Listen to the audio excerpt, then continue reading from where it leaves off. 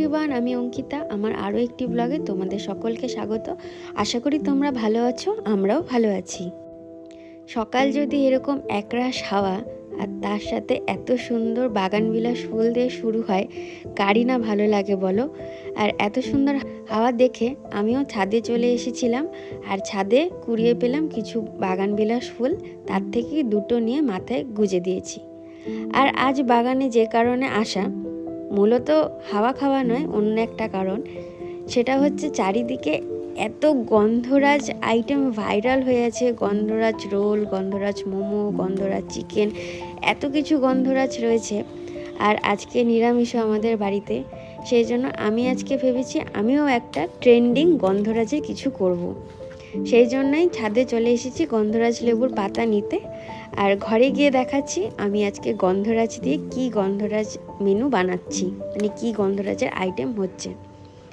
এখানে বেশ খানিকটা পাতা আমি গন্ধরাজ লেবুর তুলে নিচ্ছি। এ কটা লেবু পাতা দিয়ে হয়ে যাবে। আর চলো ঘরে গিয়ে জানাচ্ছি আজ কি বানাবো। আজ বানাবো গন্ধরাজ ফুলকপি। দেখতেই পেলে এখানে আমি নিয়ে নিয়েছি ফুলকপি, পালং শাক, গন্ধরাজ লেবু, গন্ধরাজ লেবুর পাতা, কাজু আর পোস্ত। এখন আমি গন্ধরাজ লেবুর কিছু পাতা কুচি কুচি করে নিচ্ছি, আর সাথে গরম জল বসিয়ে দিয়েছি পালং শাকটাকে ব্লাঞ্চ করার জন্য। পালং শাক এখানটাতে মেনলি গ্রেভিটাকে গ্রিন করার জন্যই কাজে লাগবে, এর আর কোনো কাজ নেই। আর গ্রিন আমি এই কারণেই করতে চাইছি, গন্ধরাজ তো যদি একটু গ্রেভিটা গ্রিন গ্রিন হয় দেখতে ভালো লাগবে। আমি ধনে পাতা দিচ্ছি না, ধনে পাতা দিলে পরে গন্ধরাজের গন্ধটা অনেকটা ডমিনেট হয়ে যেতে পারে, সেই জন্য পালং শাক দিয়েই করছি। এবার ফুলকপিগুলোকে বড় বড় করে ডুমো ডুমো করে কেটে নেব। এখন শীত চলে গিয়েছে, তবে বাজারে ফুলকপি 12 মাসই পাওয়া যায়। তবে শীত ছাড়া অন্য সময় ফুলকপিতে হালকা একটা অন্যরকম গন্ধ থাকে। যারা ফুলকপি পছন্দ করেন না তাদের সেটা বড্ড নাকে লাগে। আমরা যারা ফুলকপি পছন্দ করি তাদের হয়তো সেরকম সমস্যা হয় না। যাদের ফুলকপির এই সময় গন্ধ নাকে লাগে তাদের ক্ষেত্রে এই গন্ধরাজ ফুলকপিটা একটা অন্যরকম আইটেম হতে পারে। আর তারা অবশ্যই এটা ট্রাই করে দেখতে পারো যে গন্ধরাজ ফুলকপিটা করলে পরে ফুলকপির কোনো আর গন্ধ থাকে না। আর আমি এখানে যেই জলটার মধ্যে পালং শাকটাকে ব্লাঞ্চ করেছি সেই একই জলের মধ্যেই ফুলকপিটাকেও ব্লাঞ্চ করব, তাহলে ফুলকপিটার মধ্যে একটু গ্রিনিশ ভাব চলে আসবে। আমি ফুলকপিটাও ভাপানো হয়ে গেছে, আর দেখো হালকা গ্রিন গ্রিন হয়েও গেছে ফুলকপির স্টেমগুলো। এবার জল ঝরিয়ে নেব ফুলকপিগুলোর থেকে। তবে ফুলকপির থেকে আমার মনে হয় এটা ব্রকলি দিয়ে করলেও ভালো হতো, কিন্তু যখন করেছি তখন এটা মাথায় আসেনি। এডিটিং করার সময় মাথায় এলো এটা ব্রকলি দিয়ে করলে আরও বেশি বেটার হতো। আমার মেনলি ফুলকপির অন্য আইটেম ট্রাই করার মেন কারণ হচ্ছে আমার মা, তিনি খুব একটা ফুলকপিকে পছন্দ করেন না, তো তাকে খাওয়ানোর জন্য এই ফুলকপিটা এইভাবে করেছি। আর এখানে আমি কাজু আর পোস্তটাকে ফাইন বেটে নিয়েছি। এখানে নিয়েছি টক দই, টক দইটাকে ভালো করে বিট করে নেব। এখানে কড়াটা বসিয়ে দিয়েছি। আমি কড়াটা একটু পুড়িয়ে ফেলেছি, সেজন্য কড়াইটাকে একটু ইগনোর করে দিও। কড়াইতে রাইস ব্র্যান্ড অয়েল দিয়ে তাতে গরম মশলা আর জিরে ফোড়ন দিয়ে দিয়েছি। এখন আদা বাটা দিয়ে দেব।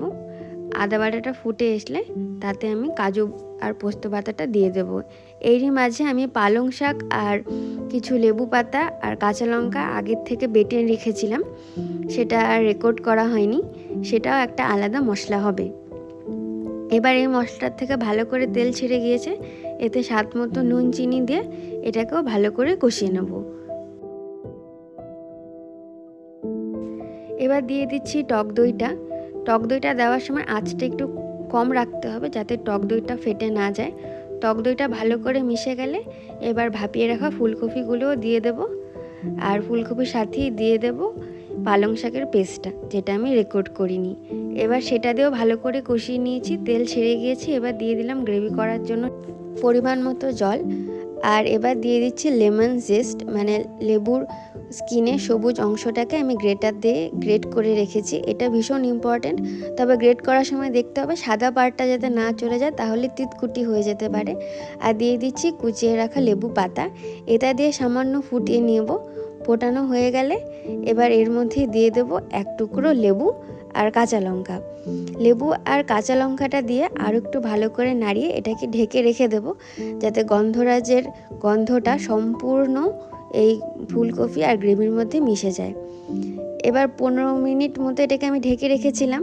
এবার ঢেকে রাখার পরে এটাকে আমি সার্ভ করে নিলাম। আমার আজকের গন্ধরাজ ফুলকপি রেডি।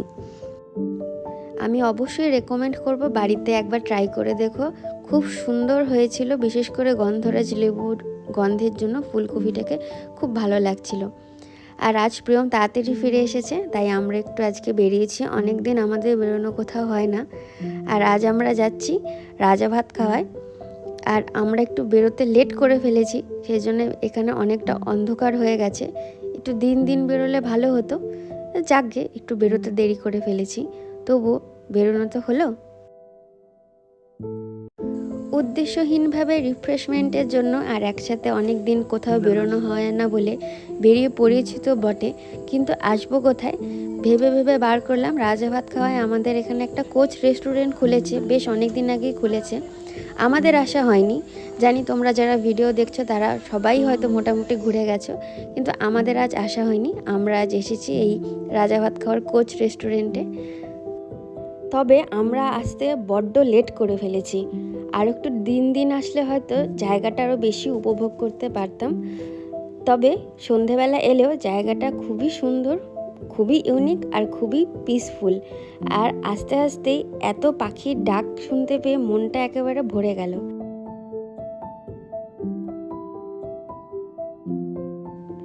পরিত্যক্ত দুটো ট্রেনের কোচকে এত সুন্দরভাবে রেস্টুরেন্ট বানিয়েছে, এটা ভাবলেও অবাক লাগছে। আর এর ভেতরের ইন্টেরিয়ার ডেকোরেশনটাও বেশ সুন্দর, আর জায়গাটা বেশ ফ্যামিলি ফ্রেন্ডলি।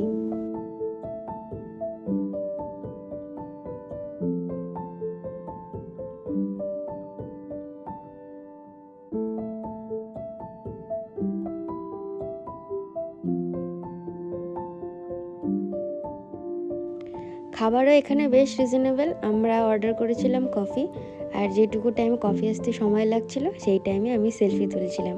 বেরিয়েছি যখন কটা সেলফি কটা ভিডিও তো করতেই হবে।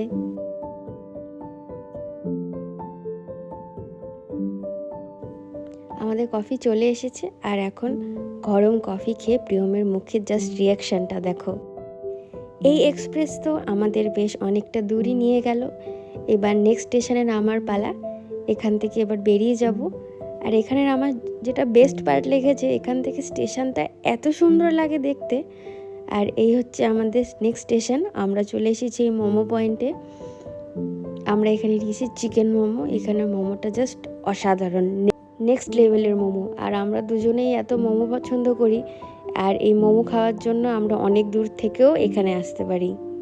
বাড়িতে ভেজ ডে মেনটেন করলেও বাইরে বেরিয়ে চিকেন মোমোটাকে ঠিক ছাড়তে পারলাম না। গরমের জন্য কোচ রেস্টুরেন্টের জন্য আজ একদম অন্যরকম অনুভূতি পেলাম। বেশ ভালোই কাটলো সন্ধেটা। আর আজকের ব্লগটা তাহলে এখানেই শেষ করছি। দেখা হবে পরবর্তী ব্লগে।